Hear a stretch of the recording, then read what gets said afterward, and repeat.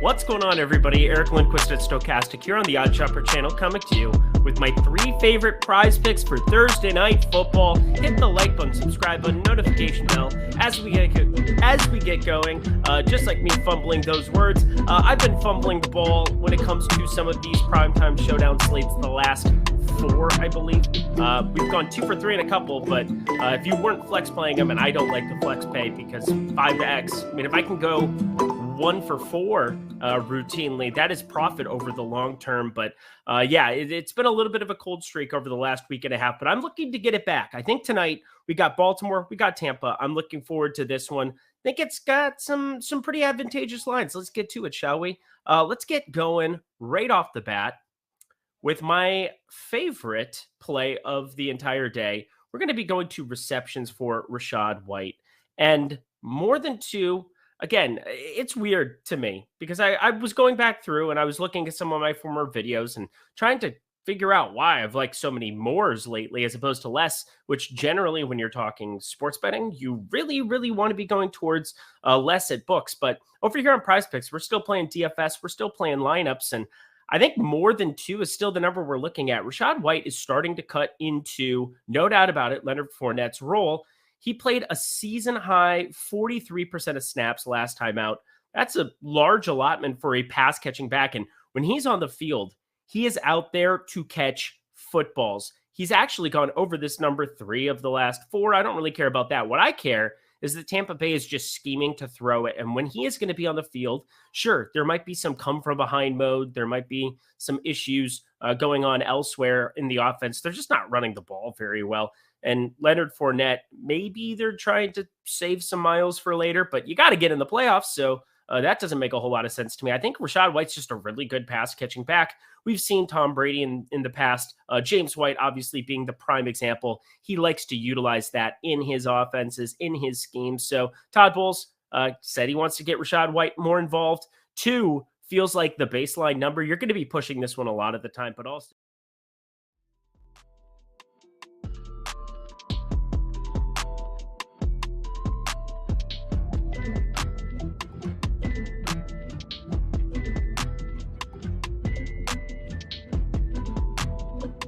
he might be the most likable player in the NFL, like, honestly.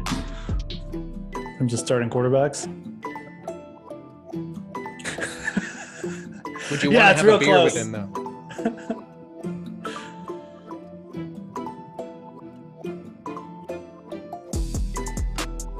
What up? Getting ready for some Thursday night football. Pete McCarthy, Geoff Ulrich with you here on the Stokastic DFS channel. And we are breaking down Ravens Buccaneers for No House Advantage in their pick'em contests here. Give us a like, subscribe, keep up with all of our shows. Our DFS offers, our giveaways. We got a lot going on these days. World Series Game 1 starts up tomorrow. We've got NBA, NHL, NCAA football. It's all happening. So be sure to like, subscribe, get that notification button going, get alerts when our shows go live. And remember, all of our content, almost all of it, is available in podcast form. So you can take us on the go.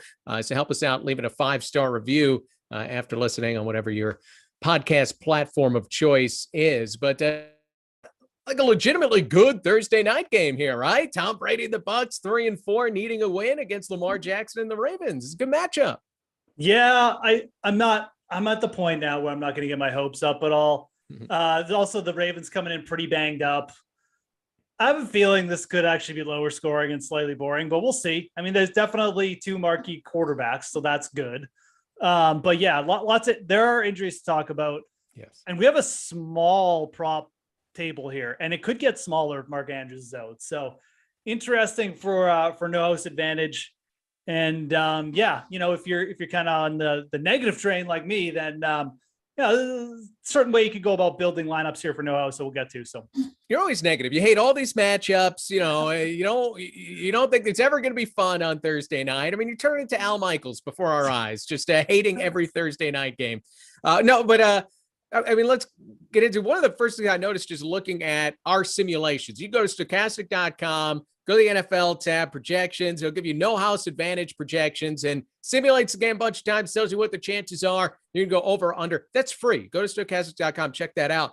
But there's no like 90% chance free square kind of pick that we're looking at here. Everything is under 70%. So, I mean, it's a pretty fair looking prop table. This doesn't seem to be the kind of game where you're going to have 100 people tying at the top.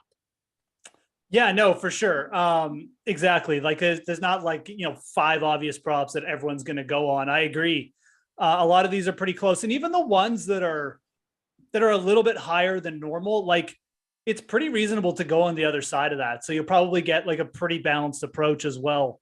So like from that perspective, absolutely. But the fact we might also lose Mark Andrews here.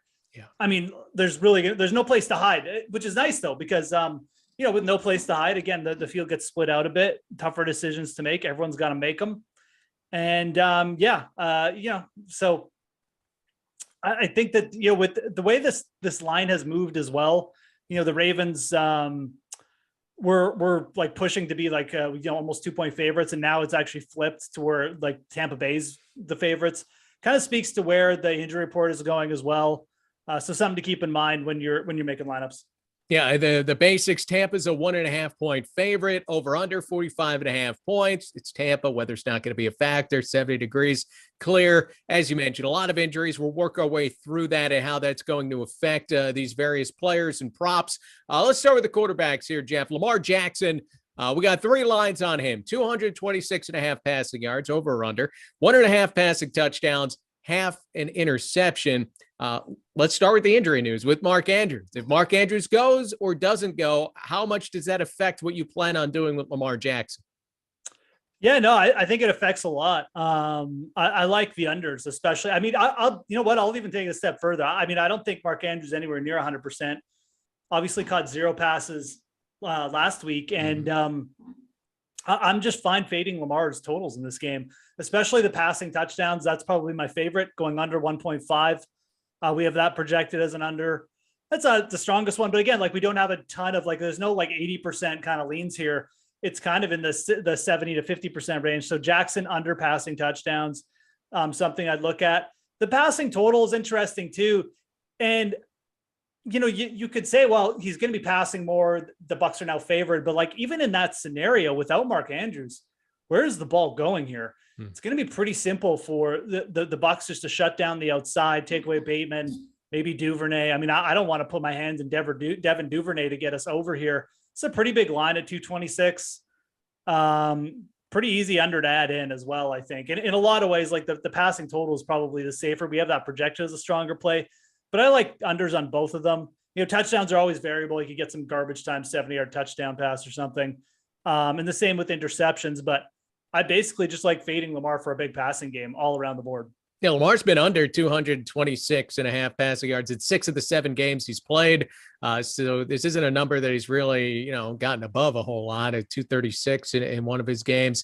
The passing touchdowns have been under in each of his last 4 after being over it in the first 3 games. So, there are some things you could certainly look at here with Lamar Jackson. I might have that passing yardage thing wrong. I'm going to double check that. But as far as what we're looking at with Lamar, I feel like, with No House, sometimes it's easy to get kind of lost in the props and you forget about the other ways that these teams are going to get yardage, right? Like Lamar Jackson is running as much as he ever has before. It's all like secret yardage because we can't play the over-under on Lamar Jackson rushing yards. So you feel like, well, where are the stats coming from? If you're just looking at the props that you have available to you on No House Advantage, it almost seems easy to forget, Lamar Jackson's going to run for 65 yards tonight. It's going to be a big chunk of the Ravens offense.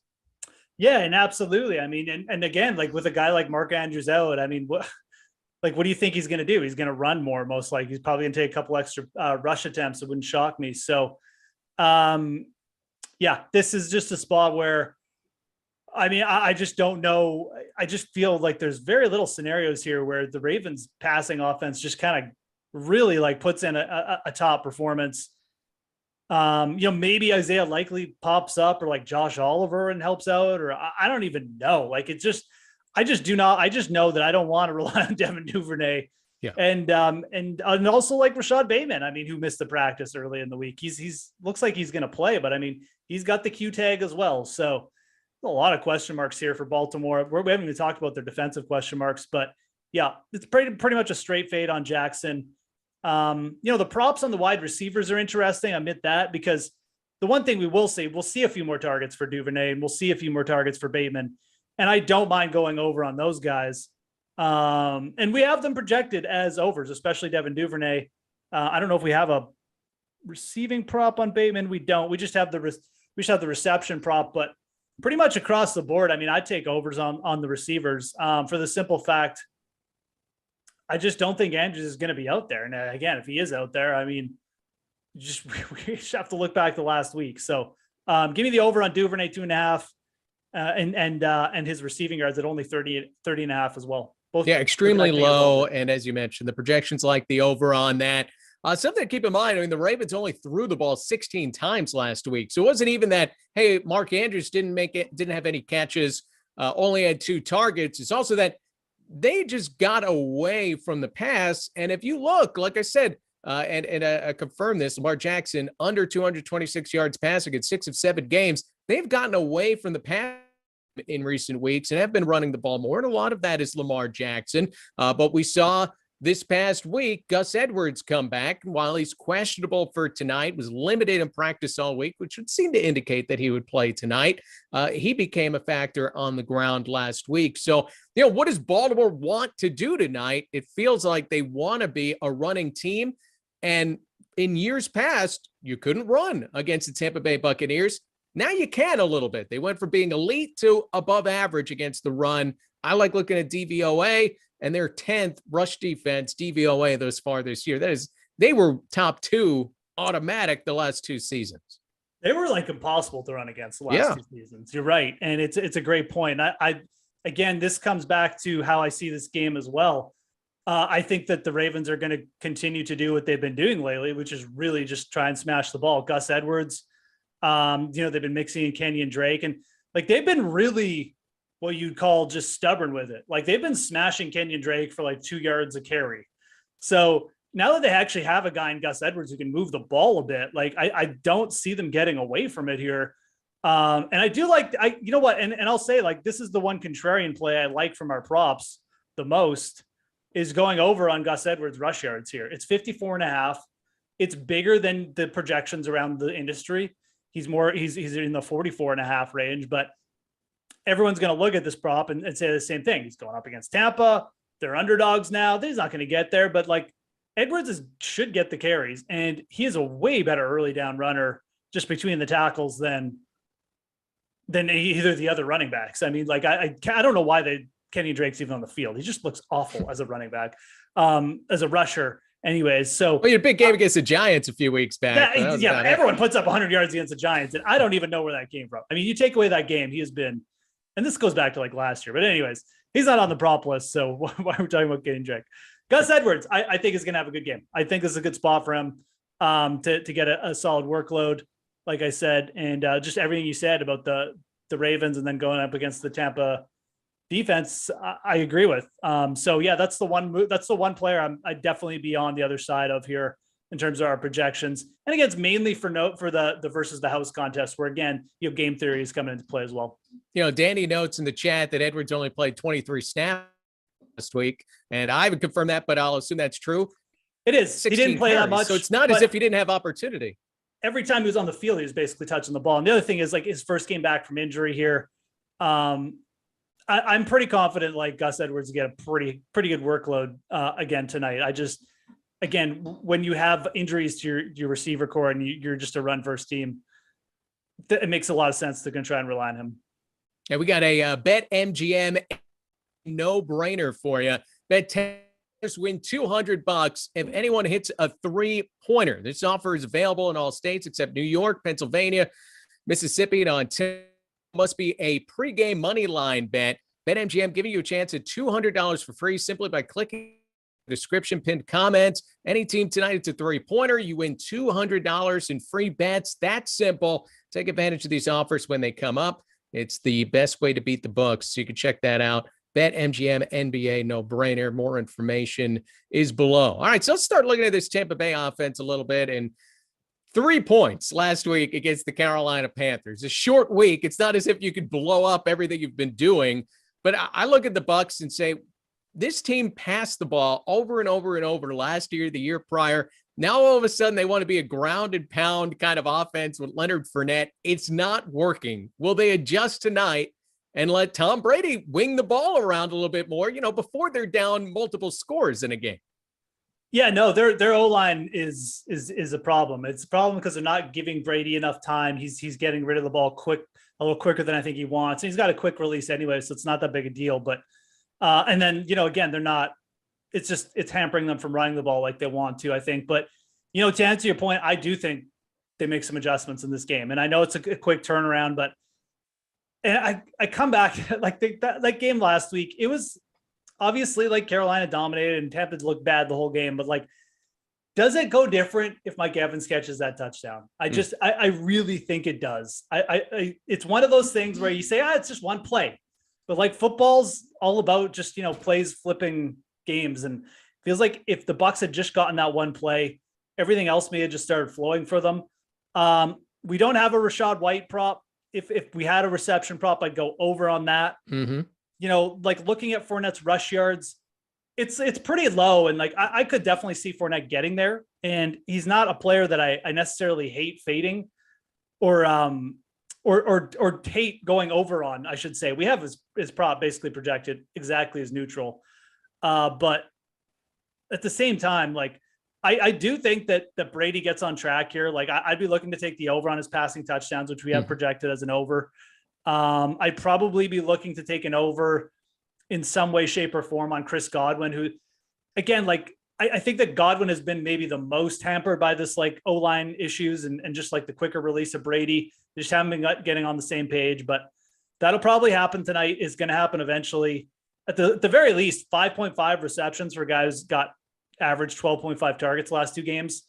It's pretty low, and we definitely have that projected as a little bit too low, and like the over there. So, yeah, all in all, I mean, you just gotta stick with it. I think it's just a spot where you have to stick with the Tampa pass offense and take a couple overs.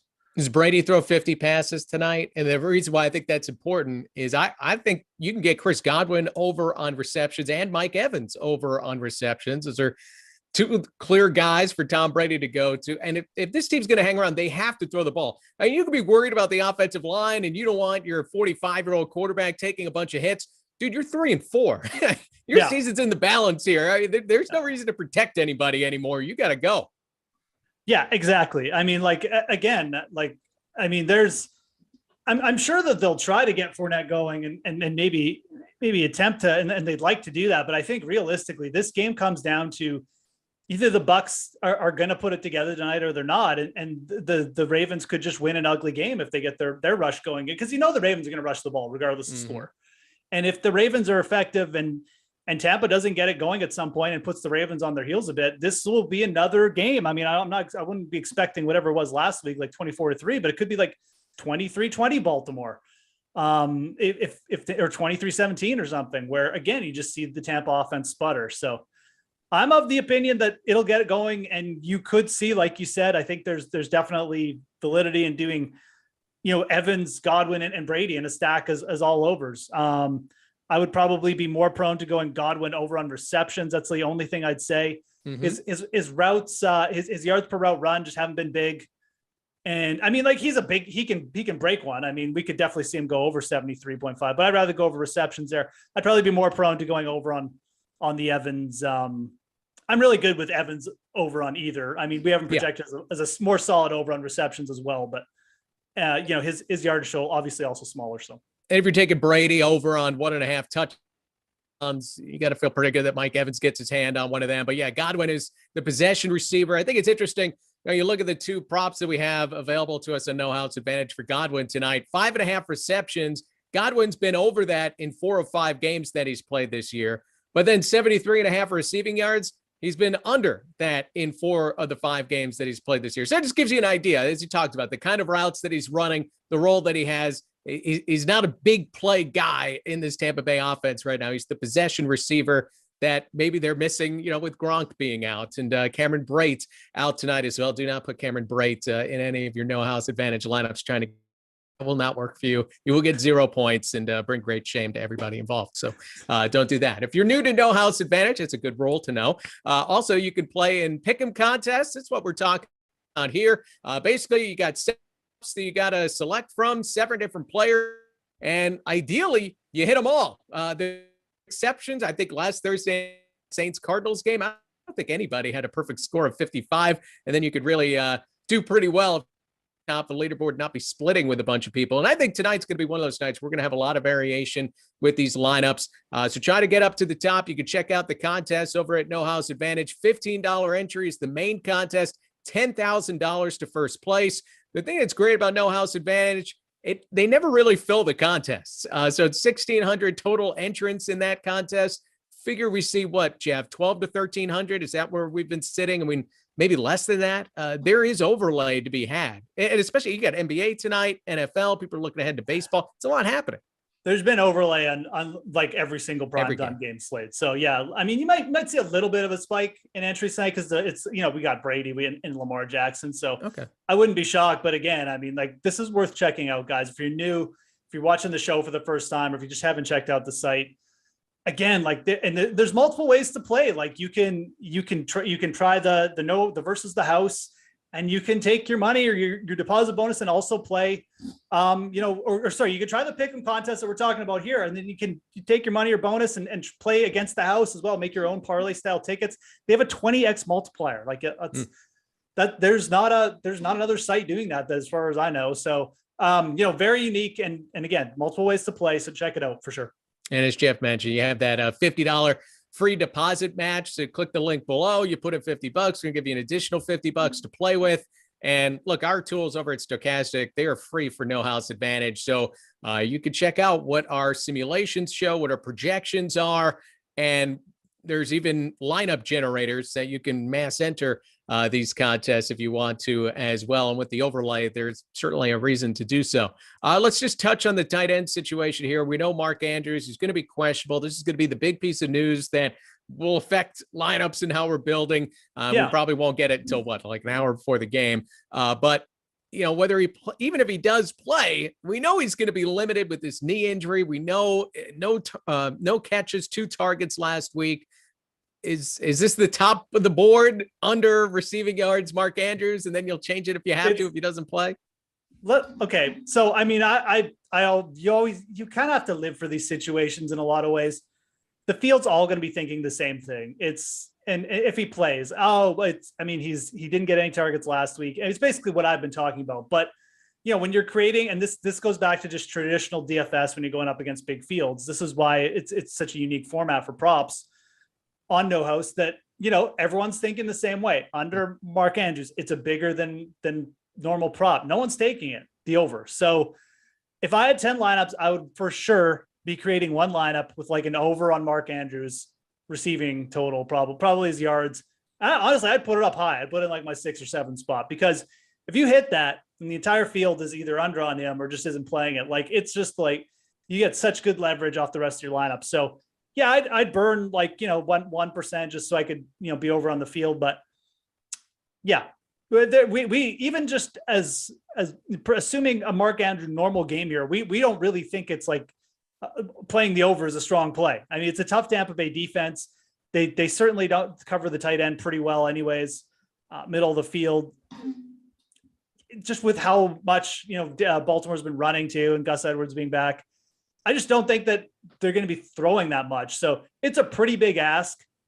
At the same time, like, there is opportunity there for a little bit of leverage across the field. So, but just looking at our simulations, and, again, it might not factor in that Mark Andrews isn't 100%, but he's projected for 5.3 receptions. The over-under line is 5.5, 51% chance of being under. So, I mean, look, it's not impossible for Mark Andrews in a normal environment, right? Or at least if Mark Andrews were 100%, to be looking at 6 catches in this game. He's certainly capable of that. It is, will he be healthy? Will there be opportunity? And certainly it helps if you get a little different from the field there. And as we talked about, there just aren't a lot of props to play tonight. You can only play one prop per player. So with Cameron Brate being out, I think you can only leave maybe 2 players out of your lineups. So like you said, not only will the majority of the field think, hey, Mark Andrews, I'm going to take the under on these, but also, they almost have to have Andrews somewhere in their lineups. It's pretty gutsy to take the over. There'll be a way to get different.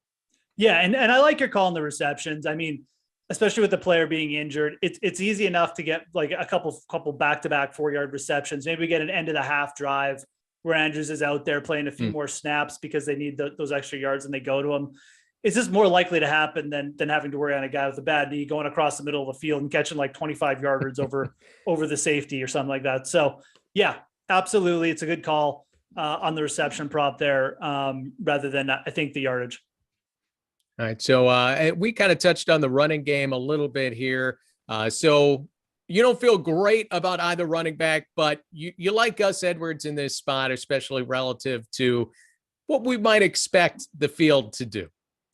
Yeah, I mean, it's just a spot where, you look at what the other running backs for Baltimore have done. It's just not much. Gus Edwards has been with Baltimore for a while. They know what they're getting from him. I actually expect Gus Edwards to like dominate the snaps today. I don't think you're going to see much from the other dudes. You might see Justice Hill worked in a bit. I think that they're probably seeing enough of Kenyon Drake, but you never know. It's obviously, he's still working his way back from injury, but I expect him to get a healthy workload here. And I kind of expect him that the volume may take him over. And then on the other side, Fournette feels like kind of just like a coin flip at where his prop is at. His prop is actually very reasonable. It's pretty much what we're seeing kind of across the industry, maybe a tiny bit higher, but we have him projected for close to the same yardage. And I do think that the Bucs are going to come out and just use the running backs perhaps a little bit more in the pass game. Like I said, I wish we had a Rachaad White prop up for receptions because I'd go over that. But Fournette is like one of those players I'd be okay almost leaving out, or if I'm going to use him in an over and under, like use him in below, because I just don't have a confident take here on him. He's probably not doing it on one rush, right? I mean, we're not getting Khalil Herbert here. Don't think so. The Ravens have been giving up a little bit more yardage on the ground. They're a little bit banged up too. Calais Campbell, I'm pretty sure is out. So that like, again, gun to my head, you asked me which way go. I'd say he's going to go over this, but it's definitely not my strongest take and not my favorite prop targets. It's more of like a low pointer for me. Sure. Don't forget to get your free $200 from MGM. Click the link below or in the description. So let's look at it. Remember, there's a couple of ways to play here. We mostly talk about the pick'em contest. You can also play versus the house. As Geoff mentioned, you hit 5 of 5, you get 21 times your money. That's pretty nice and not something that you see around the industry a whole lot here. So let's take a look. So if I'm trying to guess what you would like here, Gus Edwards, now we're down to 44.5 rushing yards, and we know you like him here. We can get to Cole Otton, the Bucs tight end here at 32.5 receiving yards in this game. We still don't have Rachaad White up here. Anything that jumps out at you if you're playing against the house? Yeah, I mean, like I think that Gus Edwards prop is actually pretty reasonable. That'd definitely be one I'd be looking to go over on. Again, I just think his workload's gonna be bigger than people think. Again, like the Lamar under, I think prop is completely fine to take. I know we don't have like huge projections on him either, so pretty reasonable. I think that's 215, correct? Am I looking at that correct? 215. 215.5. Yep. Yeah, sorry, I just came up. I don't know why that one's blurry on my screen, but yeah, 215 is definitely reasonable. I think anything really over 210 is reasonable taken under on. On's interesting. I'd probably rather go over on like a reception prop, but yeah, I mean, Baltimore doesn't really cover tight ends well. Like I think it's a good spot for Otten to get in the end zone as well, just for a pure touchdown prop. So yeah, again, you can take the over receiving yards. He's shown he can do it a little bit after the catch. I think you'll probably see him get used here again. Similar type of game we saw last week. And then Evans receiving yards. I mean, I'm just kind of neutral on it's a pretty big prop, but I just think there's better spots to go than necessarily taking an inflated total there. So probably just someone I'd leave off. Bateman is the guy I would keep an eye on. If Andrews, yeah, and I would go over there. It really comes down to Mark Andrews being in or out. If Andrews was out, I think going over on Bateman's props probably makes the most sense. He'll probably get there. He's been pretty efficient with his targets as well. So that's nice to see, getting those, like deeper balls. Lamar should have time to at least, get him a few of those. And I think you probably see him go over without Andrews. Yeah, Bateman's at 47.5 receiving yards if you're playing against the house. And making it simple for you, remember, No House Advantage, we have free projections, simulations for you to look at over at Stokastic.com. Go NFL and then projections, and you go through the menu screen and look for the NHA, No House Advantage. and that'll give you all the information that you need to make some wise choices tonight. And then you get a little cute, try to get a little different, as we're talking about being contrarian, maybe with Mark Andrews over and some other plays that might hit for you tonight as you try to win $10,000 in the Pick'em contest. Remember, give us a like, subscribe, keep up with all of our shows, our DFS offers, our giveaways. We appreciate you guys hanging in, being active in the chat. We've got No House Advantage Thursday night NBA coming up with Terry and Gundacker next, and then back to the NFL with Showdown live before lock at 7 o'clock Eastern. Jeff, pleasure. See you next week. Good Thursday, guys.